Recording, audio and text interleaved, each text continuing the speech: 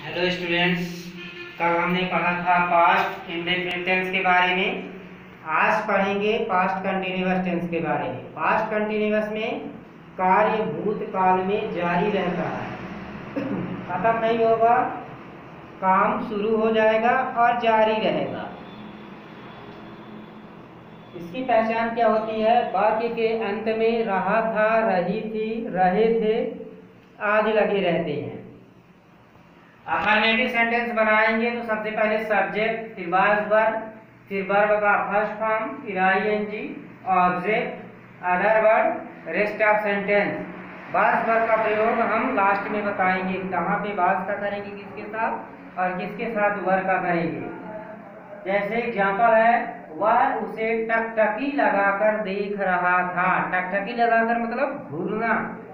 तो सबसे पहले हम सब्जेक्ट बनाएंगे वह, फिर वह को ही, इसके बाद बाज वर्ब में बाज लगेगा, फिर स्टारिंग। स्टारिंग मतलब होता है टकटकी लगाकर घूम देखना या घूरना। स्टार माने टकटकी लगाकर देखना, आईएनजी लगेगा, हर माने उसे। मोर जंगल में नाच रहा था।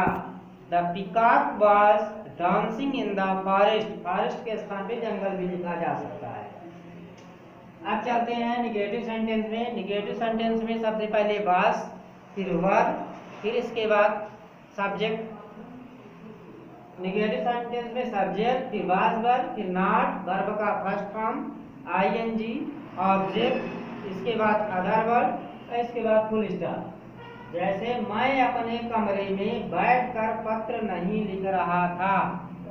ठीक है ना। यहाँ पर दो वर्ब है, एक लिखना है और एक बैठना है। मेन वर्ब पे हम जाएंगे तो मेन वर्ब क्या है? लिखना।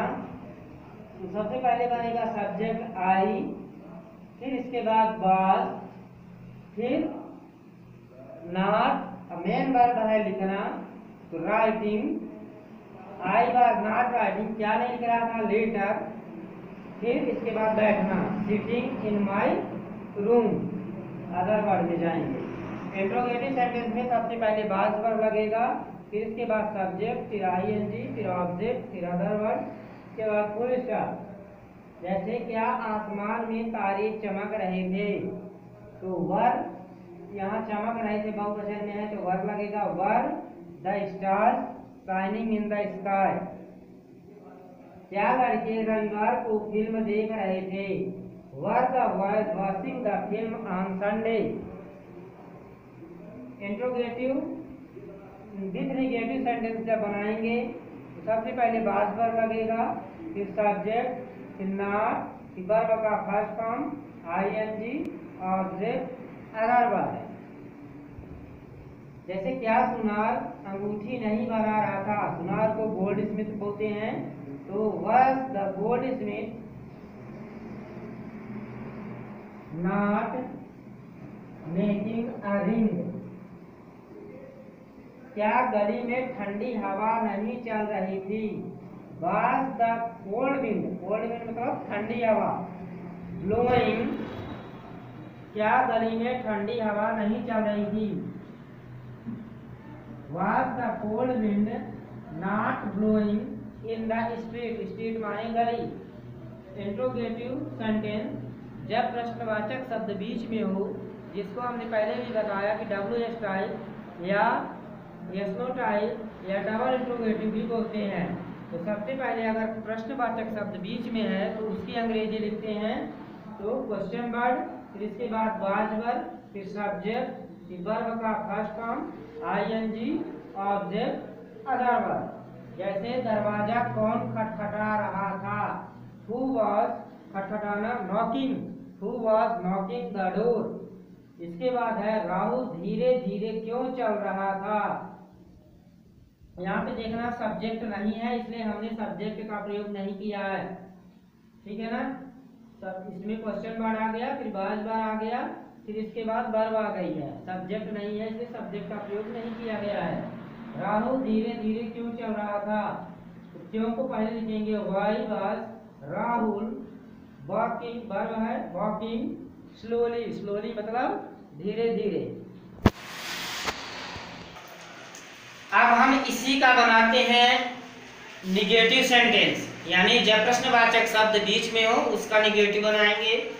उसमें सबसे पहले हम क्वेश्चन वर्ड लिखेंगे, उसी तरह से जैसे हमने इंट्रोनिगेटिव का बनाया था। क्वेश्चन वर्ड के बाद बाज वर्ड लिखेंगे, इसके बाद सब्जेक्ट, इसके बाद नॉट, इसके बाद वर्ब का फर्स्ट फॉर्म, फिर आईएनजी, फिर इसके बाद ऑब्जेक्ट, फिर इसके बाद अदर वर्ड, इसके बाद क्वेश्चन मार्क। जैसे पेड़ पर कौन नहीं चढ़ रहा था, तो कौन पहले आ जाएगा, तो हु, इसके बाद बाज। यहाँ पे वर्ब फिर सब्जेक्ट नहीं है, तो सब्जेक्ट नहीं है तो सीधे सब्जेक्ट के आगे जाएंगे, तो नॉट, फिर चढ़ना क्लाइंब, आईएनजी लग जाएगा, इन द ट्री। बूढ़े गंगा में स्नान क्यों नहीं कर रहे थे। सबसे पहले हम लगाएंगे, यहाँ पे क्वेश्चन वर्ड है वाई, वाई, फिर इसके बाद वर, फिर बूढ़े बहुवचन में है, ओल्ड मैन, नॉट,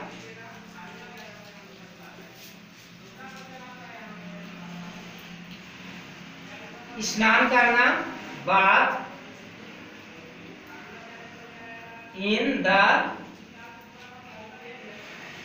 गंगा। अब हम आपको बता देते हैं अंत में use of was were. Was का प्रयोग किसके साथ करते हैं, फर्स्ट पर्सन आई, ठीक है ना, फिर इसके बाद third person he, she, it, name या कोई भी सिंगुलर नंबर होगा उसके साथ वाज का प्रयोग करेंगे।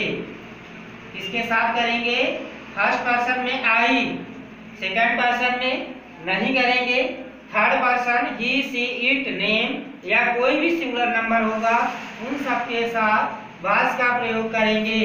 वर का प्रयोग first person we, second person you, third person they या कोई भी प्लूरल नंबर होगा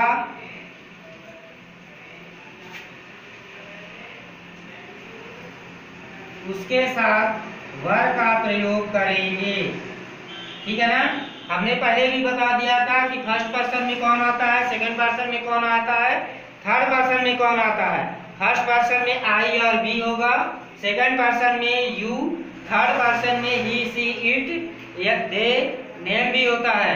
ठीक है ना, फर्स्ट पर्सन आई मतलब वक्ता, सेकंड पर्सन यू श्रोता, थर्ड पर्सन जिसके बारे में कहा जाता है।